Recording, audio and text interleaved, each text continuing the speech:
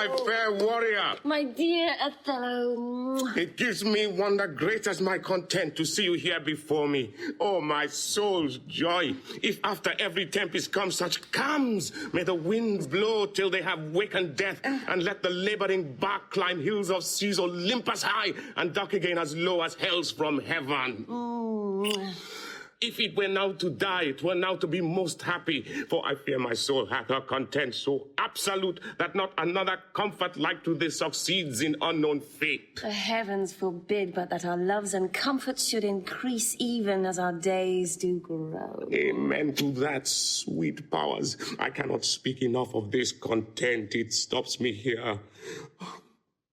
It is too much of joy, and this, the greatest discord be that e'er our hearts shall make. Yeah, you are well tuned now, but I'll set down the pegs that make this music as honest as I am. Come, let us to the castle. News, friends, our wars are done. The Turks are drowned. Yay! How does my old acquaintance of this isle?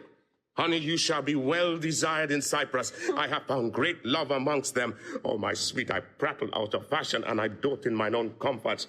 I prithee, good Iago, go to the bay and disembark my coffers. Bring thou the master to the citadel. He is a good one, and his worthiness doth challenge much respect. Come, Desdemona, once more, well met at Cyprus. So Othello arrives. He compliments his wife excessively. He says, "Oh, it's so good. If this happened every time I arrived, I would love my life forever." And Iago says, aside to the audience, he says, "Oh, you're pretty tuned up now about your wife, but I'll set down the pegs that make this music as honest as I am." I'll set down the pegs means I will change the tune of your instrument. I will turn the keys down. You're all in tune right now with your girl. I'll screw that up for you. And Othello says, "Okay, the wars are done. The Turks are drowned. Remember, the ships were all sunk in the storm. So let's go and talk to the governor." And he says, Iago, why don't you go and get my coffers, my suitcases from the ship, and tell the captain, the master, to come to the citadel. Go and do these things for me, my servant. That's exactly what Iago has a problem with. He's like a servant rather than like a lieutenant. Othello and Desdemona leave, and everyone but Iago and Rodrigo go away. So now Iago and Rodrigo are standing there alone. Let's hear them talk seriously. Do thou meet me presently at the harbour. Come hither. If thou bist valiant, as they say base men being in love have then a nobility in their natures more than is native to them, list me. The lieutenant tonight watches on the court of guard. First, I must tell thee this. Desdemona is directly in love with him. With him? Why, 'tis not possible. Lay thy finger thus, and let thy soul be instructed. Mark me with what violence she first loved the more, but for bragging and telling her fantastical lies, and will she love him still for prating? Let not thy discreet heart think it. Her eye must be fed, and what delight shall she have to look on the devil? When the blood is made dull with the act of sport, there should be a game to inflame it and to give satiety a fresh appetite, loveliness in favour, sympathy in years, manners and beauties, all which the more is defective in. Now, for want of these required conveniences, her delicate tenderness will find itself abused, begin to heave the gorge, disrelish and abhor the more. Very nature will instruct her in it and compel her to some second choice. Now, sir, this granted, as it is a most pregnant and unforced position, who stands so eminent in the degree of this fortune as Cassio does? A knave, very voluble, no further conscionable than in putting on the mere form of civil and humane seeming for the better compassing of his salt and most hidden loose affection? Why, none. Why, none. A slippered and subtle knave, a finder out of occasions that as an eye can stamp and counterfeit advantages, though true advantage never presents itself. A devilish knave. Besides, the knave is handsome, young, and hath all those requisites in him that folly and green minds look after. Pestilent complete knave, and the woman hath found him already. I cannot believe that in her. She's full of most blessed condition. Blessed, fig's end. The wine she drinks is made of grapes. If she had been blessed, she would never have loved them more. Blessed, pudding. Didst thou not see her paddle with the palm of his hand? Didst not mark that? Yes, that I did, but that was but courtesy. Lechery by this hand. An index and obscure prologue to the history of lust and foul thoughts. They met so near with their lips that their breaths embraced together. Oh. Villainous thoughts, Roderigo. When these mutualities so marshal the way, hard at hand comes the master and main exercise. The incorporate conclusion. But, sir, be ruled by me. I have brought you from Venice. Watch you tonight. For the command I'll lay it upon you. Cassio knows you not. I'll not be far from you. Do you find some occasion to anger Cassio, either by speaking too loud or tainting his discipline, or from what other cause you please, which the time shall more favourably minister? Well, Sir, he's rash and very sudden in choler, and haply with his truncheon may strike at you. No, provoke him that he may. For even out of that will I cause these of Cyprus to mutiny, whose qualifications shall come into no true taste again but by the displanting of Cassio. So shall you have a shorter journey to your desires by the means I shall then have to prefer them, and the impediment most profitably removed, without the which there were no expectation of our prosperity. I will do this, if you can bring it to any opportunity. Okay. We've got a handful of things to cover here. First off, Iago says, you realize, don't you, that Desdemona likes Cassio, right? Because, I mean, look at the way they interact. Rodrigo says, what? He says, no, shh. Listen. Mark means listen to me. Mark me. Okay. When she fell in love with the Moor, he was bragging and telling her fantastical lies, right? Well, at some point, she's going to need to have some good-looking guy to be with. Would she want to look on the devil? I mean, look at him.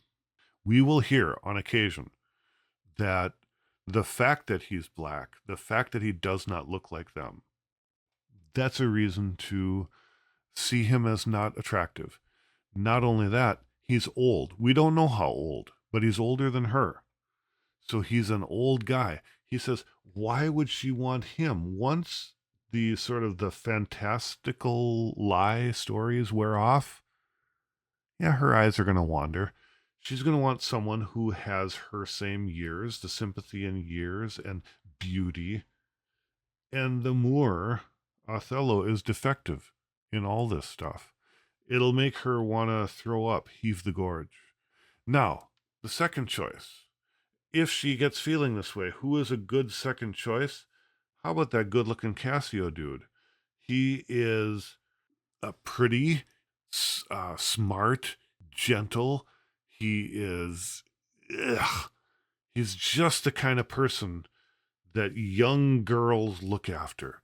He is exactly what will deceive her into thinking he's worth something. And do you see? She's already been looking in his direction. Rodrigo says, no way. She's a great girl. She's smart of it. Iago says, come on, Fig's End. Fig's End doesn't really have a good translation. But it's obscene. Just think of, oh, come on. Holy whatever you want to put there. This is just an obscenity. Iago says, come on. the wine she drinks is made of grapes. It's wine, but it's just grapes. It's sort of a practical insult. It's like, what is so good about grapes that makes wine so incredible? She doesn't love some incredible thing. She loves just a plain old thing. He may seem fancy, the Moor, Othello, but he isn't. Did you see how she fiddled with Cassio when they met? It's like they were so close with their breath that they almost breathed together. Their lips were almost touching.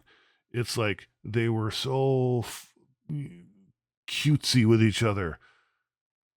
Now, keep in mind that they are sort of royalty, nobility. Both of them are. And as such, they have these sort of traditions. And we recognize Cassio as he seems to be a little fancier, romantic sort of gestures. And Iago says, yep, when they get the chance, this is going to become the main exercise, the incorporate conclusion. They're going to make their way into the bedroom. Trust me. I brought you from Venice. I brought you here to pay attention. Now, Cassio doesn't know you, so what I want you to do is this. You go get Cassio angry at you, get him to strike you, get him to attack you, and I can get the people of Cyprus who don't like fighting like this, they can displant Cassio. Okay? I can get Cassio chucked out if you can get him mad enough to attack you. So that's what you need to do. Rodrigo says, okay, if you can make this happen, I'll do it. Iago says, you bet I can make this happen. Trust me, we will get it done. And Rodrigo says, okay, thanks, I'm heading out. And then Iago, alone, in soliloquy, talks. Let's listen. Oh, I warrant thee. Meet me by and by at the citadel. I must fetch his necessaries ashore. Farewell. Adieu.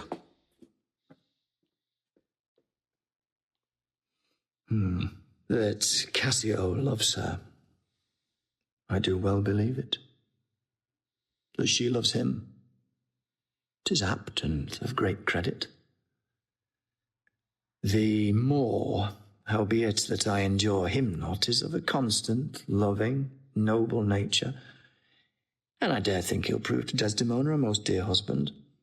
Now, I do love her too, not out of absolute lust, though peradventure I stand accountant for as great a sin, but partly led to diet my revenge, for that I do suspect the lusty Moor hath leapt into my seat, the thought whereof doth like a poisonous mineral gnaw my innards, and nothing can or shall content my soul till I am evened with him, wife for wife.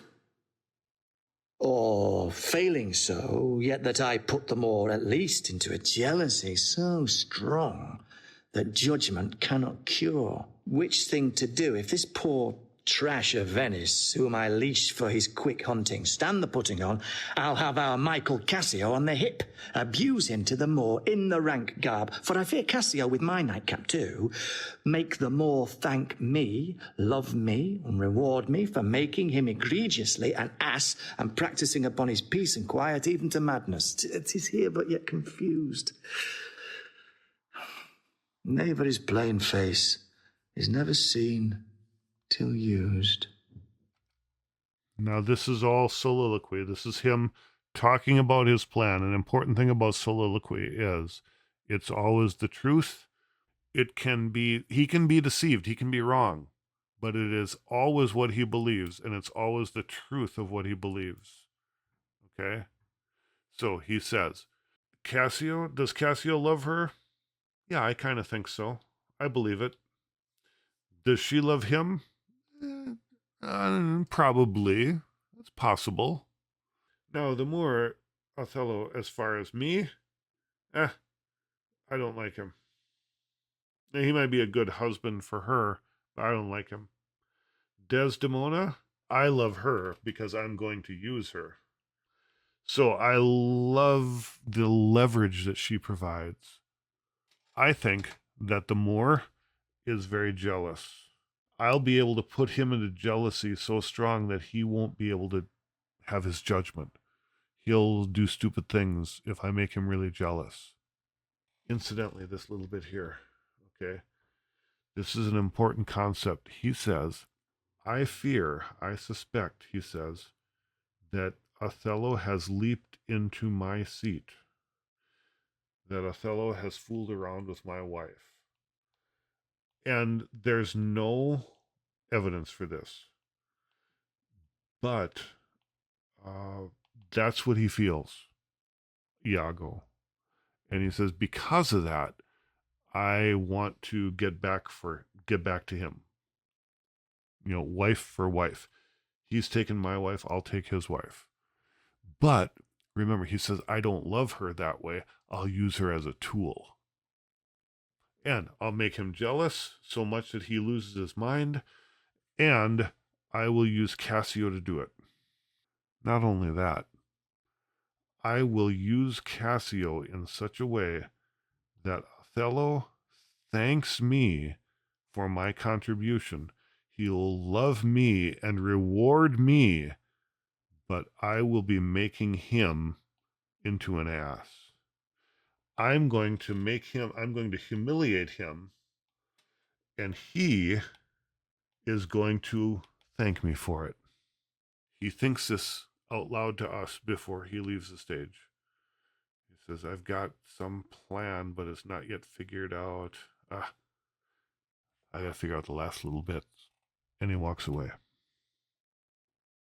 And that's the end of scene 1 in Act 2.